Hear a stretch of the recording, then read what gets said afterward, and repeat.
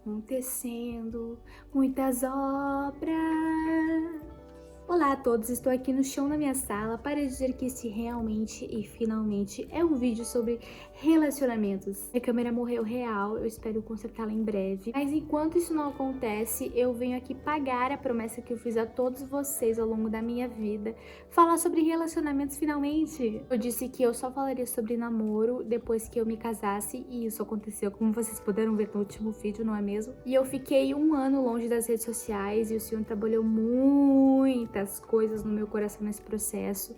E uma delas que eu quero falar sobre isso com vocês hoje. Eu até falei nos meus votos sobre isso, que é sobre o título desse vídeo. Ele não tinha nada a ver com a minha lista. Eu não sei se você foi uma solteira assim, mas quando a gente assistia alguma ministração sobre relacionamento, a mulher sempre mandava, as mulheres no geral mandavam a gente fazer uma lista, entregar essa lista pra Deus do cara que a gente queria pra Deus.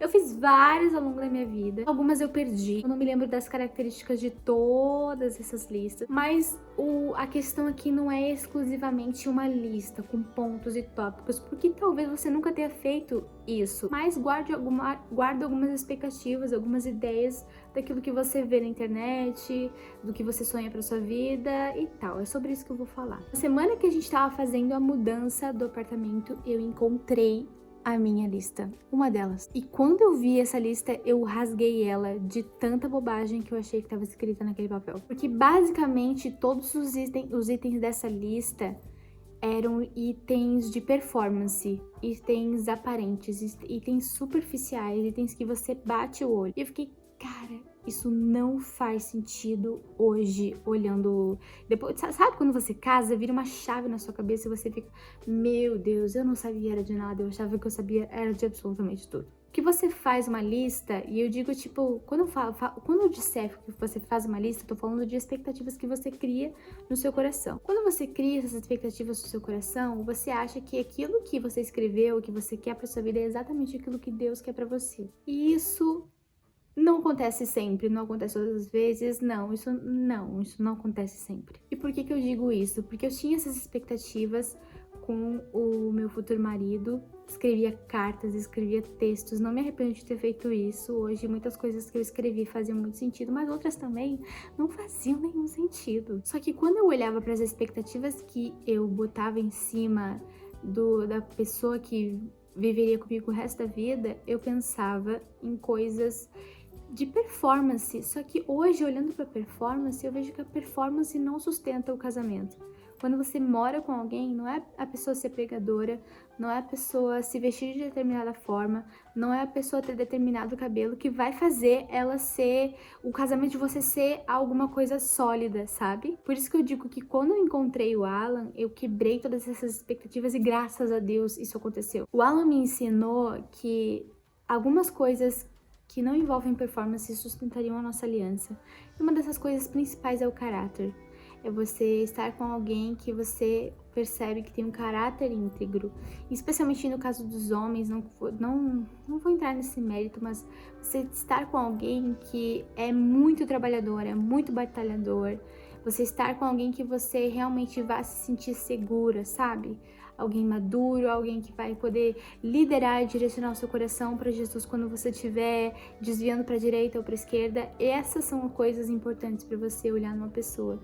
E naquela época eu não tinha essas coisas em mente. Eu pensava, antes de conhecer o Alan, eu pensava que o que mais precisava ter no nosso relacionamento era o propósito que todo mundo dizia. E nesse caso o propósito era um ministério igual. Se eu sou missionária, ele tem que ser missionário. Se eu tenho um chamado pastoral, ele tem que ter um chamado pastoral. Se eu tenho um coração pastoril, que eu quero dizer. Se eu tenho um chamado de mestra, ele tem que ser mestre, sabe? Sabe de nada, inocente. O casamento com propósito verdadeiro é um casamento que vai glorificar a Deus. E isso é muito maior do que tudo que a gente pode imaginar. E eu não tô dizendo que essas coisas de você pensar em ter um ministério parecido com outra pessoa não possa ser importante. Na verdade, isso pode ser muito importante. Mas existem coisas que eu acredito que sejam realmente mais importantes. E para finalizar esse vídeo, se eu puder te dar um conselho, é para você não colocar as suas expectativas e fazer as pessoas escravos das suas expectativas. É muito injusto você cobrar de uma pessoa que ela seja aquilo que você quer que ela seja e não deixar ela ser quem ela é e glorificar a Deus através de quem ela é. Pra gente amar alguém, a gente não precisa mudar essa pessoa. A gente precisa reconhecer que nós somos amados por Deus e Deus vai nos ensinar a amar aquele que é diferente da gente. E isso a gente entende muito no casamento. O casamento é uma verdadeira escola de misericórdia e hoje, olhando pra trás, eu agradeço a Deus por não ter me casado com alguém parecido daquela lista. Porque olhando para aquela lista, eu penso que aquela pessoa que eu escrevi a lista era eu.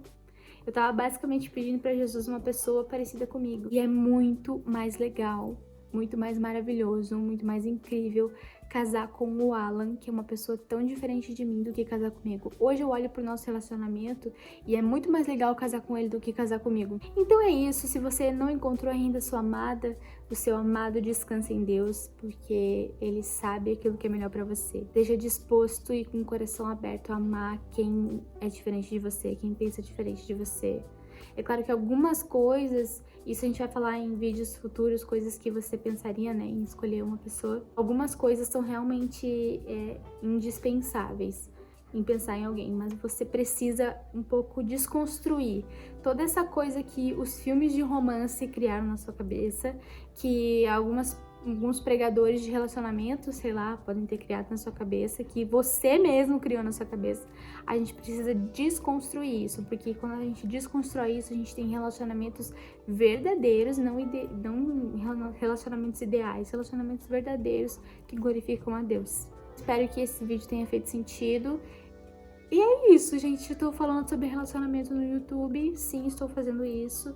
E deixa aqui embaixo sugestões de vídeos que vocês querem sobre esse assunto. Não vou falar sempre sobre isso, não vai ser algo muito recorrente.